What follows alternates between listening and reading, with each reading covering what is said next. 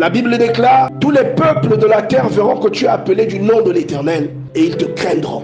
Les miracles de Dieu ne se produisent pas uniquement dans la Bible, dans les histoires que tu lis.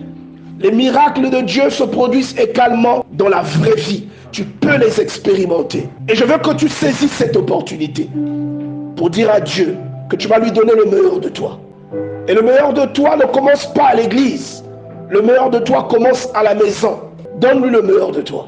Le meilleur de toi commence dans le respect des consignes qui honorent ton Dieu. Le meilleur de toi commence dans la discipline que tu t'imposes.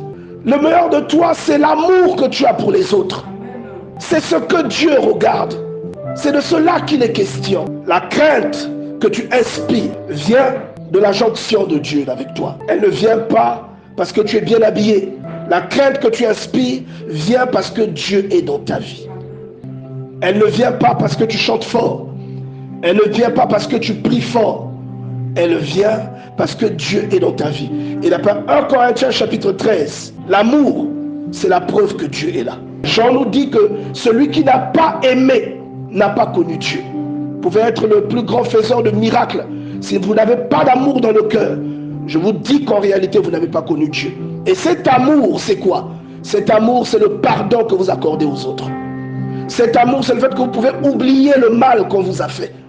Cet amour, c'est le fait que vous ne vous habillez pas avec la haine que ce que l'on vous a fait provoque. Cet amour, c'est le fait de savoir aller au-delà, de devenir des imitateurs de Christ. La Bible déclare que Christ savait qui allait le trahir.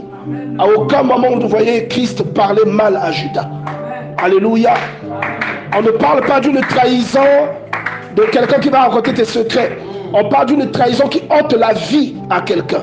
C'est de cette trahison qu'il est question. C'est une vie qui a été ôtée, mais il n'a jamais parlé mal à Judas. Ce Dieu-là que tu invoques, il ne se nourrit pas des phrases que tu sors de ta bouche, mais il se nourrit des émotions qui font naître les phrases que tu sors de ta bouche. Il se nourrit des émotions qui te conduisent à prier. Il se nourrit des émotions qui t'inspirent pour sortir les mots que tu sors. Sinon, il ne se nourrit pas des phrases que tu sors. Il ne se nourrit pas des débits, des phrases qui sortent de ta bouche. Mais il se nourrit des émotions qui viennent de ton cœur. Il y a des choses lorsqu'elles vous atteignent, ça veut dire que Dieu a voulu qu'elles vous atteignent. Alléluia.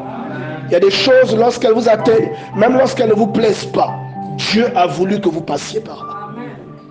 Que Dieu se souvienne de ta maison, que Dieu se rappelle de tes projets et que ces promesses, celles que tu n'as vues que dans tes songes, que les gens qui t'entourent voient cela s'accomplir dans ta vie. Les miracles de Dieu ne se produisent pas uniquement dans les histoires que tu lis. Les miracles de Dieu se produisent également dans la vraie vie. Que les gens qui t'entourent voient cela avec leurs yeux charnels. Et je veux que tu saisisses cette opportunité. Tu peux les expérimenter. Donne-lui le meilleur de toi. Alléluia. Amen. Je ne t'entends pas. Alléluia. Amen.